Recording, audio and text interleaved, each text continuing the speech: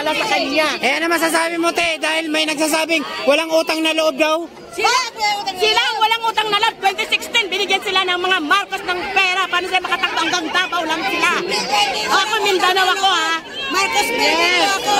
1970. Sila ang walang utang na loob sa mga Marcos. Gusto lang nila magkamkam sila ng salapi. Totoo daw, pera-pera lang daw? Sila yon. Kami wala kaming pera hanggang ngayon nga po eh. Barya lang po. Ang explain niya kung saan niya dinala yung confidential fund. Yun lang. Mensahe natin sa mga... Dahil sa mga Duterte. Ano pang mensahe saan? Sa mga kababayan natin na hindi naniniwala sa ating Pangulo. Okay. Ito lang po kasi yan, no? Kung kayo ay Pilipino, wag po kayo puro koda ng koda. Dapat po sumunod tayo. Kung ano po yung inaano ng ating presidente, sundin natin. Diba? Kasi nga, ang bagong Pilipinas ay dapat masunod.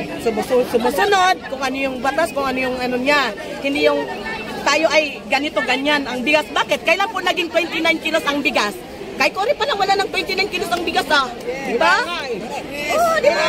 Bagong Pilipinas, bagong buhay, bago lahat. Wala, kaya wag na po silang koda ng koda. Sumunod na lang po sila, suportahan po nila kung anong programa ng gobyerno para po ang bansang Pilipinas ay gaganda.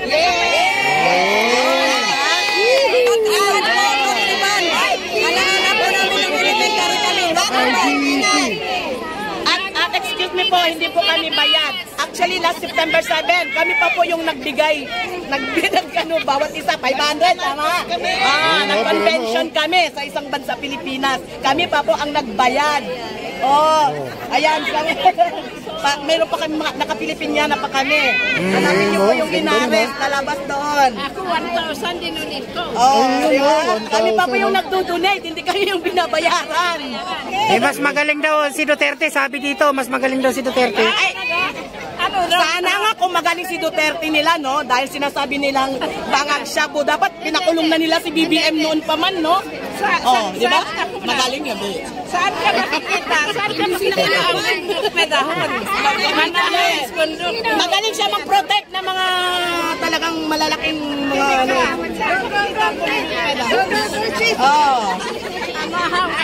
Wala pong hindi po siya magaling kasi kung magaling siya, wala na sanang napapatay lang naman nila yung mga mahihirap eh. Sabi dito, papasukin daw ang ICC. Dapat! Papasukin daw ang ICC, sabi rito. Dapat lang! Bakit po? Dapat lang para po yung mga naging kanilang biktima, mananagot sila. Ayun na yan. Kababayan, taga Mindanao din ako, no? Pero marami nagmamahal din sa kanya. Pero doon, kung talagang mahal nyo ang bansang Pilipinas, dapat fair. Hindi yung puro batikos, fair lang. Huwag babatikos, huwag kayo koda ng koda. Kung wala ka lang din na ambag, tama na yung ambag nyo, tax niyo, tama. Nagtatax din naman kami eh. Diba? May trabaho tayo, nagtatax tayo, pero kung wala tayong may ambag, sumunod na lang tayo. Diba? Para ang gandang ang bansang Pilipinas, gaganda. Diba? Sumunod at umayon. Huwag po tayo mag-negative. Kung mahalin nyo ang Pilipinas, sumunod. Huwag mag-negative.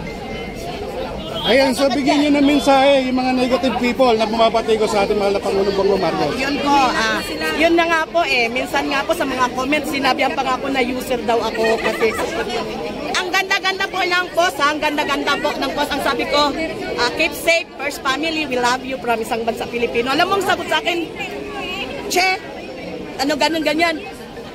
Di ngayon, sino ngayon ang bangag? Di ba? Ang ganda ng mensahe, ang ganda ng post, tapos silang mag-comment ng gano'n. Sila yung bangag, di ba? Hindi, para sa akin, mahalan na lang tayo. Magkaisa tayo. Magkaisa. Kung mahal yung bansa. Kaya na tayo magbatikusan. Duterte pa rin daw, nakalagay dito. Wala kami pakialam. Kung Duterte kayo, Marcos kami. Wala kami pakialam po. Sige, go. Choice niyo po yan. Duterte pa rin? Oo, choice niyo po rin yan. Kasi tingnan niyo po kung ang daming maganda nung tao. Andun pa po, marami. Ang dami pa. Hindi kayo. Mga bangag din daw, mga bangag. Wow, ang gaganda namin, bangag. Oh my God. Sir Marlon, one movement. Bangag daw ang Marcos Layanis. Kayo ang bangag. Yung mga nagsalita ng bangag, hindi nag-iisip. Basta na lang koda ng koda. Di ba? Dapat connect your tongue to your mind. So, kayo yung bangag. Yung mga nagsasabing bangag, kayo yun. Ayan, mensahe sa mga bangag. Oh, mensahe sa mga bangag dyan. Love namin si BBM. Yo! Bangag kami sa pagmamahal sa mga Marcos. Ayun. Adik daw, adik. Yes! Adik kami sa pagmamahal sa bansang Pilipinas. Adik kami sa pagmamahal sa mga Marcos. Grabe, ano pa? Ayun. Duterte forever daw, oh. I don't care. Marcos forever din kami. Grabe naman yung mga ano. We don't care. Di ba? We don't care. Ano pa? Sige, ano pa? Sige. Oh, ano pa? Comment daw kayo dyan. Ano? Forever. Marcos forever kami. Dami namin, oh. O may nagsabi naman dito, impeach daw Sara Duterte. Yes! Impeach na Duterte! Oo, di ba? Kung ano yung gusto nila, pero dapat magmahalan lang. Walang magpatuhan. Oo, magmahalan, magrespetuhan. Ngayon, kung sinabi nilang Duterte forever, choice nyo yan po, respetuhin namin. Pero wag na wag nyo kami sabihan bangag dahil ang pagmamahal namin kay BBM sa mga Marcos is bangag nga talaga. Kahit wala pa kaming almusal, nandito na kami. Kaya bangag talaga kami. Sa pagmamahal sa ating bayan, sa mga Marcos. Ayun, galing ni ate. Thank you. Maraming salamat, ha. Sang bansa Pilipino! Ayun. Thank you. Sampal-sampal. Thank you so much. Ayun, ha. Grabe si ate, ha. Thank you. Napaka... Ano talaga, oh. Hanap pa tayo dito, pre. Hanap pa tayo.